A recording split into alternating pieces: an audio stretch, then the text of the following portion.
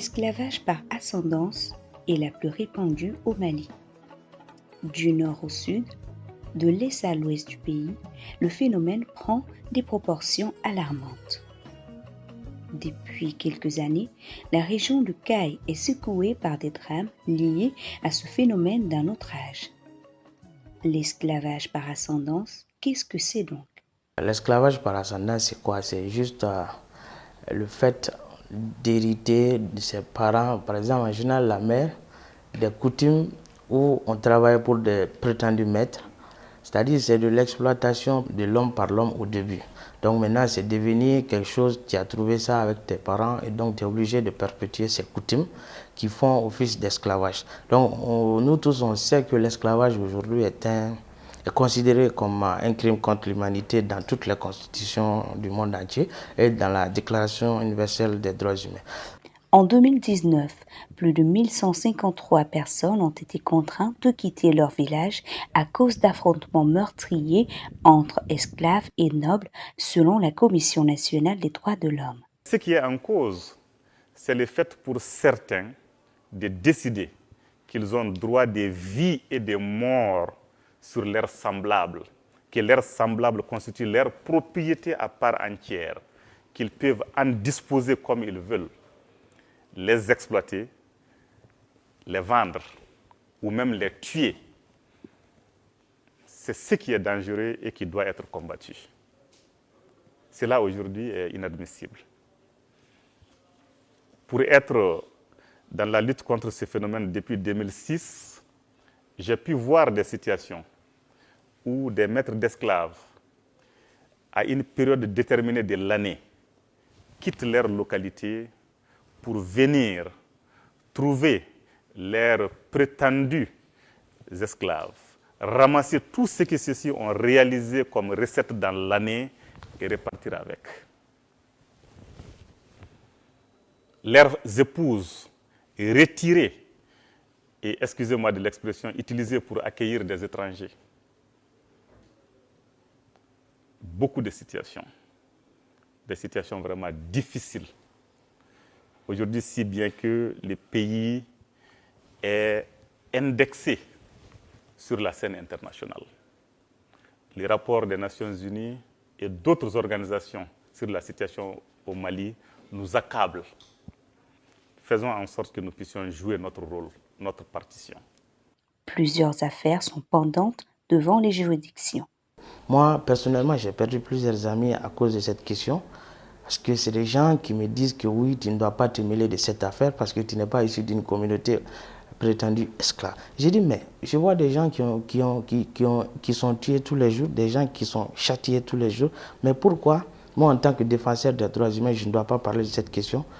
Il y a eu des liens pratiquement familiaux qui ont été coupés à cause de cette question. Mais c'est moi que j'ai su que je suis sur la bonne voie.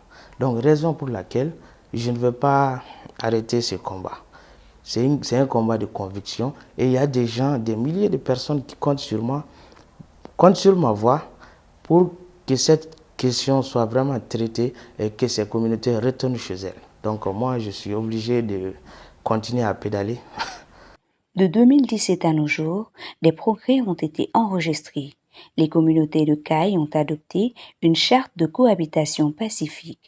Des jugements ont été rendus, mais les autorités du pays veulent aller plus loin dans la lutte contre ce phénomène qui menace la stabilité du pays. Il faut briser les chaînes de l'asservissement et corriger les vides juridiques de notre Constitution sur la question. C'est un phénomène aujourd'hui qui est en train d'impacter négativement l'image du pays. Notre inaction ou notre faible action peut être interprétée comme une sorte de soutien à ces entreprises esclavagistes, entre guillemets. Donc c'est pourquoi, par rapport à ces phénomènes, je voudrais vous inviter à prendre des dispositions pour que des poursuites soient engagées pour tous les cas de violences physiques et d'atteinte aux biens exercées contre ces personnes, surtout en considération de ces statuts-là, en attendant que nous ayons une loi beaucoup plus précise qui prenne en compte la globalité du phénomène dans toutes ces manifestations. En attendant, vraiment, il faut avoir un message. Et il est important aussi sur ce plan que des formations soient initiées et que nous puissions faire la part des choses entre ce qui relève du cousinage à plaisanterie et de certaines coutumes qui sont tolérées dans notre société et de ces phénomènes-là vécus comme tels et qui est inadmissible. Plusieurs personnalités se sont fait entendre. Ça parle d'une inégalité fondamentale qui ne peut pas être acceptée dans une société qui respecte les droits de l'homme. Mais c'est une question comment l'aborder. Donc j'ai bien compris qu'il y a un projet de loi qui a eu pas mal de discussions déjà, mais il paraît que les discussions vont continuer parce qu'il y a aussi le côté, bien sûr, qu'il faut travailler avec la société, les sensibilisations, y inclut aussi les communautés, les chefs de communautés, les leaders religieux, par exemple, qui ont beaucoup à jouer là-dedans.